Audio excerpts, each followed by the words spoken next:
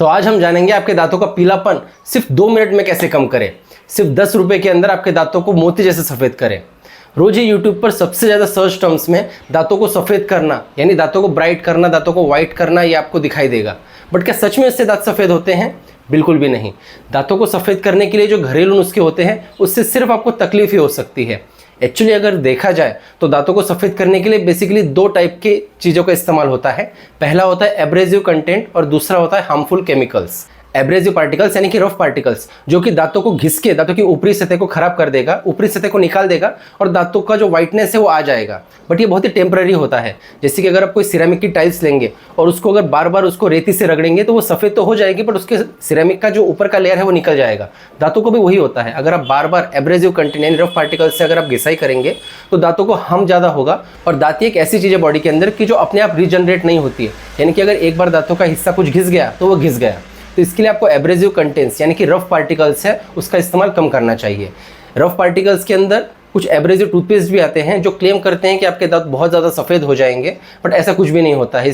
Second चीज़ होती है कि जो केमिकल्स यानी कि जो आप हाउस होल्ड में जो केमिकल यूज़ करते हैं उसका इस्तेमाल करके दांतों को वाइट करना, जैसे कि नींबू है, विनेगर है, सोडियम बाइकार्बोनेट है, ये सब केमिकल भी एब्रेसिव की तरह ही काम करते हैं।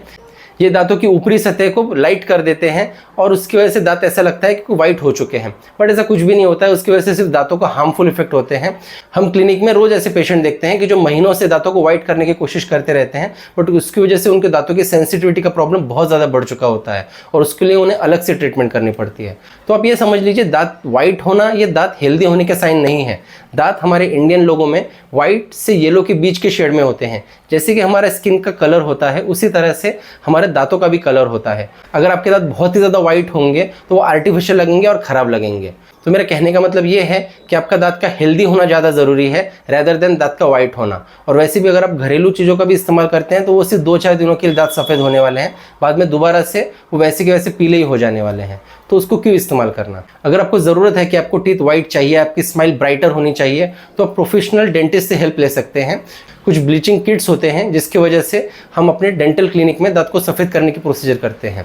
वो भी टेम्पररी होते हैं जिसका असर 6 महीने से 1 साल तक होता है, बट उसका साइड इफेक्ट कुछ भी नहीं होता है। तो अगर आपको टीथ वाइट करनी ही है तो आप प्रोफेशनल हेल्प लीजिए, ना कि कुछ घरेलू नुस्खों का इस्तेमाल करिए। इसकी वजह से सिर्फ आपको प्रॉब्लम ही होने वाले हैं और आपकी तकलीफ बढ़ने वाली है। अगर ये जानकारी आपको इन्फॉर्मेटिव लगी है तो हमारे चैनल को सब्सक्राइब करिए, जिससे कि और भी इस तरह की इन्फॉर्मेशन आपको टाइम टू टाइम मिलती रहे। So see you next time. Thank you.